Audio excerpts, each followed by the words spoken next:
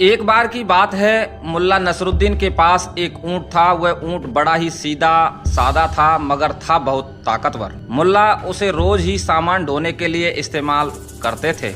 एक दिन नसरुद्दीन को किसी काम से शहर जाना था। उन्होंने सोचा ऊंट को कहीं बांध कर जाना चाहिए ताकि वह इधर उधर ना भटके, मगर उस समय उनके पास रस्सी नहीं थी। वे सोच में पड़ गए, रस्सी के बिना ऊंट को कैसे बांधूं? अगर ऐसे इसे छोड़ दूं तो ये कहीं भाग ना जाए। तभी वहां से एक बुजुर्ग आदमी गुजरा। उसने पूछा, आप किस सोच में हो? मुल्ला ने कहा, भाई मेरे पास रस्सी नहीं है और मुझे ऊंट को बांधना है।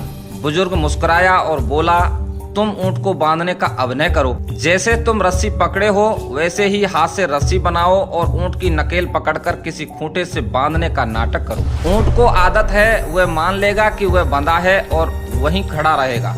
मुल्ला को ये बात अजीब लगी, लेकिन उन्होंने वही किया। उन्होंने हाथों में काल्पनिक रस्सी ली, ऊंट की गर्दन में रस्सी डाली और पास के खूंटे पर बांध दिया। अब अचरज की बात यह हुई कि ऊंट सच में वहीं खड़ा रहा जैसे सचमुच बंधा हो। मुल्ला आराम से अपना काम करने शहर चले गए। काफी देर बाद जब वे लौटे तो देखा कि ऊंट अब भी वहीं खड़ा है। मुल्ला ने कहा, चलो अब घर चले, लेकिन ऊंट हिला तक नहीं। मुल्ला ने खींचा, पुचकारा, डांटा, लेकिन ऊंट फिर भी नहीं चला। तभी वही बुजुर्ग फिर वहां आ पहुंचा और उसने कहा, अरे मुल्ला, तुमने ऊंट को बांधने का नाटक किया था, लेकिन खोलने का नाटक नहीं किया। मुल्ला को बात समझ में आ गई। उन्होंने काल्पनिक रस्सी खोलने का अभिनय किया जैसे खूंटे से गांठ खोल रहे हों, और बस ऊंट ने गर्दन हिलाई और चल पड़ा।